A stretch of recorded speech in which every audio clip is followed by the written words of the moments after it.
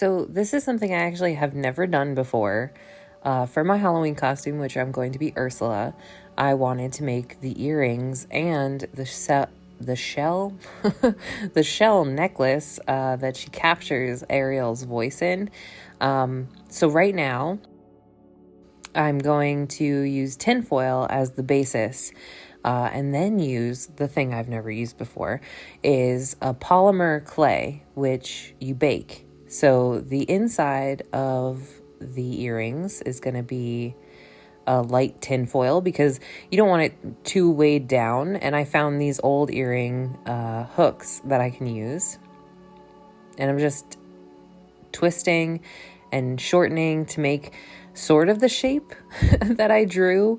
They're just like little shell earrings, and I'm going to paint them purple. For the shell necklace, I'm going the same route. I'm using the tin foil. I started with a ball and I'm kind of like flattening it on one side so I have a good base. This is going to be that outer part of the shell that kind of curls up around it to make that little, I don't know, like a kidney bean shape. And now the polymer clay. It comes in a brick like this. I actually got this stuff from an old roommate who wasn't going to use it anymore. And I said, oh, well, it doesn't really ever go bad so long as you keep it in a bag. And you warm it up in your hands so it becomes a little bit more malleable because it is a little stiff at first when you first get it off that brick. And the first step is to coat like a thin layer of the clay all around the tinfoil. You don't want any of the tinfoil sticking out at all. And so now that I have the basic shape, I want to roll out these long snakes of the clay to wrap around the earrings and get that nice like cone shape, as you can see here. So I'm wrapping that around the base, and then I'm going in with a stylus, which I actually use for my nails. You might see it in a lot of other videos. It's just a metal stylus, and I'm pushing the edges into the base so that it really adheres. And it also created like a pretty cool pattern, which I think is like shelly. Looks more shell-like than it did when it was all smooth.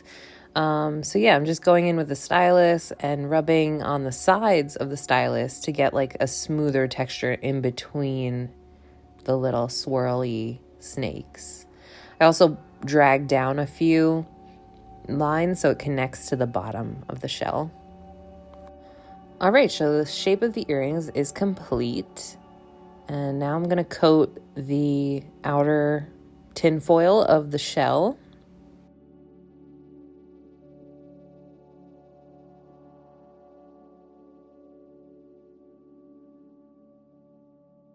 This part here was pretty difficult for me with my long nails. I started using my knuckle to try to get like the inside of a shell a little bit. I wanted that to be extra glowy. And I thought it made it feel a little bit more realistic than just like a whole solid shell that it actually has an opening like it does in the movie. So I'm using a combination of the stylus and even the back of the stylus right now because the front part of it is a little bit too tiny. It wasn't getting such a smooth texture like I like. And this took the longest. As I was mushing the clay around, I didn't like the shape. I added some more clay, but then I was ever so often, the tinfoil would start peeking out of little places. And so I knew I had to cover those up so that it would bake evenly and create a hard shell around the tinfoil and not look so cheap.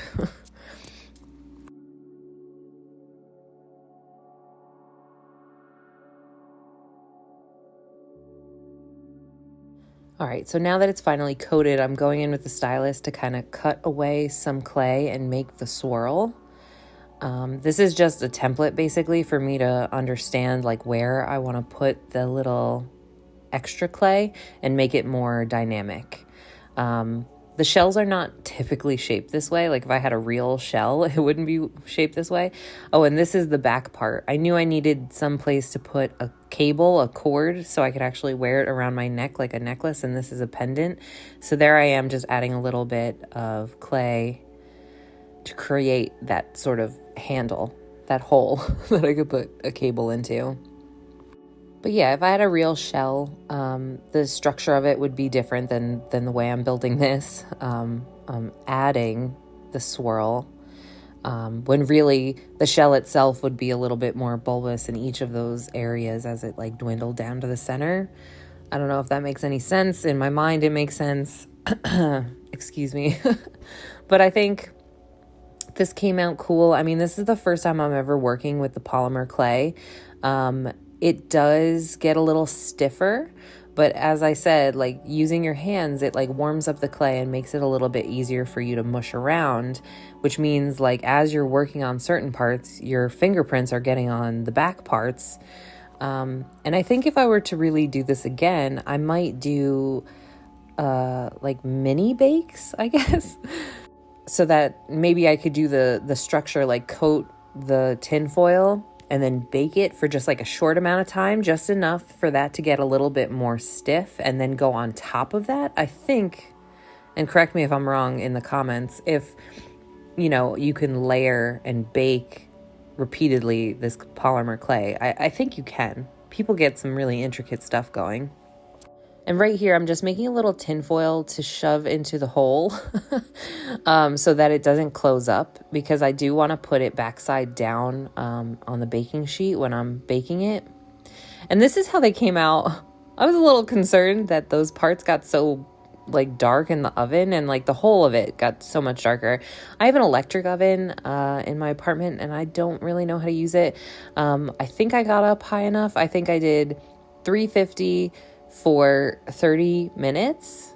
The clay is hard, so it's a weird color. Well, it wasn't what I was expecting, but whatever, I'm painting it anyway. So for the shell, this is the brightest yellow I have, and this is just an acrylic paint, a fabric paint. And I'm going in with the first coat just to get this bright color down. And I think it came out really cool. This purple is absolutely perfect for the Ursula earrings. I didn't have to mix it or anything. So I'm just coating the earrings now, trying to make sure I get all the nooks and crannies that I created. I did about 2 coats of this purple, trying to hold it by the earring, and it's slipping and sliding and whatever. But it's super fun, and I'm glad that I'm using a lot of the stuff that I moved to Arizona with all this stuff, and I'm actually crafting. This is why I really love Halloween, because I get to like push myself out of my comfort zone kind of, and make things that I don't necessarily need, or, when am I ever going to wear this stuff again? Maybe I'll be Ursula next year too. I don't know. We got to see.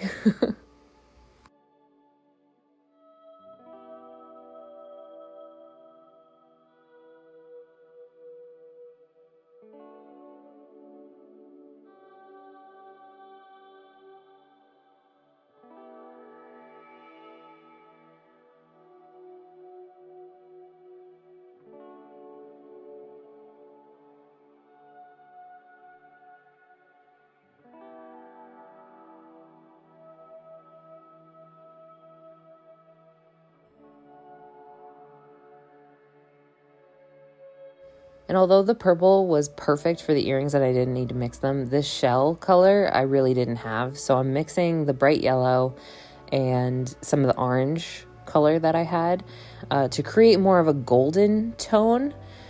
And this will be the second coat on top of the bright yellow.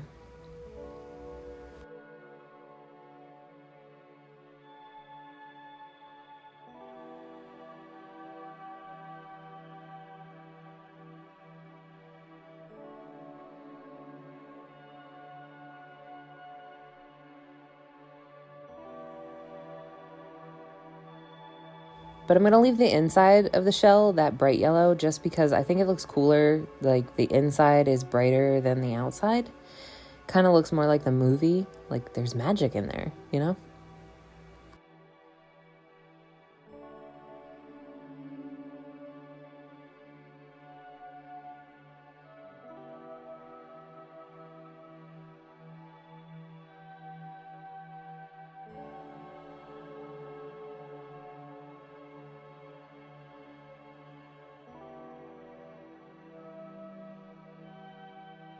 And now that the orange is dry on the shell, I think it needs a little bit more dimension. I was looking at some more pictures of it, and I decided to go in with this very like light taupey brown beigey color to just add some like little streaks so that it looks more like a shell and it had more of the pattern of the swirl.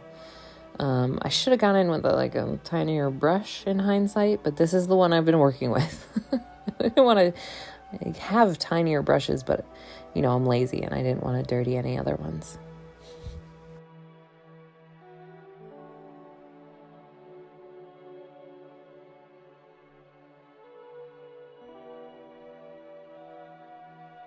A few touch-ups on the earrings, just because like the place where it baked on was laying on the baking sheet, it really darkened up. So I just want to make sure that everything was coated there.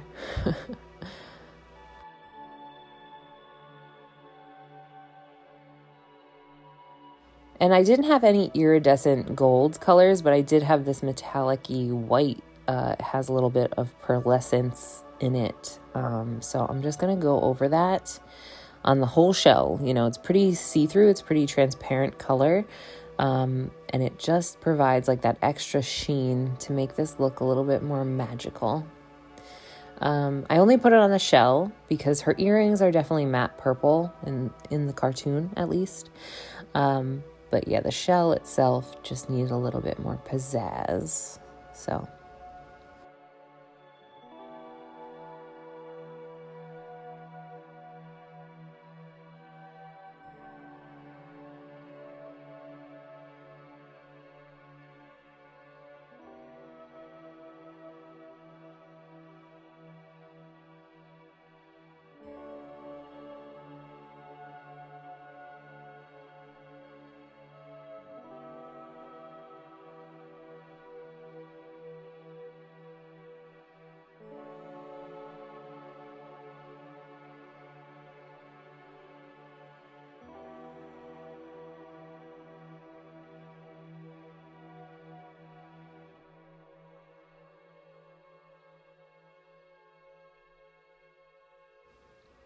And this is the most cathartic point, is painting the actual swirl. And this is the front. I started with the back predominantly because I wanted to see what this metallic looked like over the orange base. Super cool. I'm just trying to get it to be a little bit evener. And I'm definitely going to put this over the yellow on the inside of the shell as well.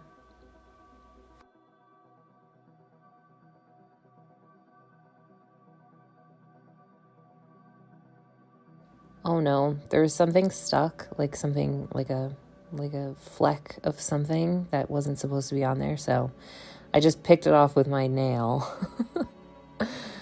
And I'm going to go back in and touch that up in a second with a little bit more orange. And just make sure that little piece that I scraped apart is not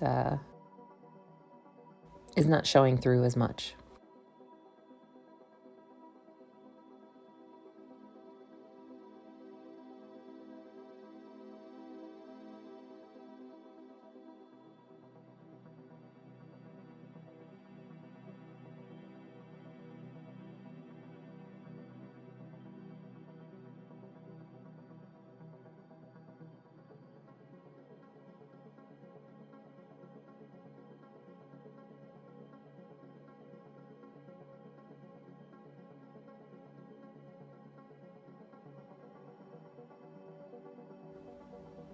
All right, and here are the finished products, all dry. I think they came out really cute, honestly.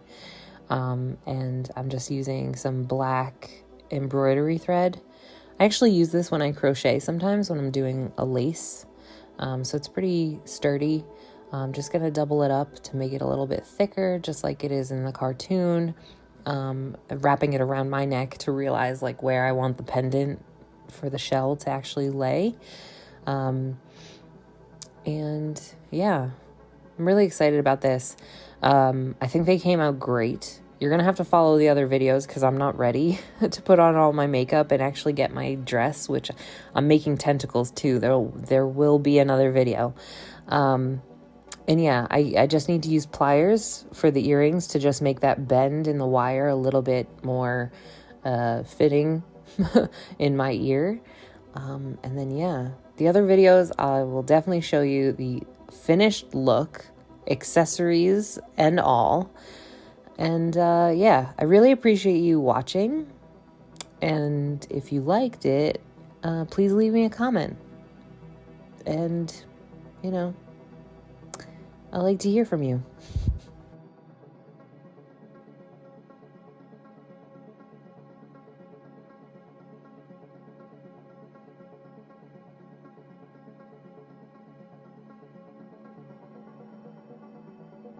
Thanks so much for watching.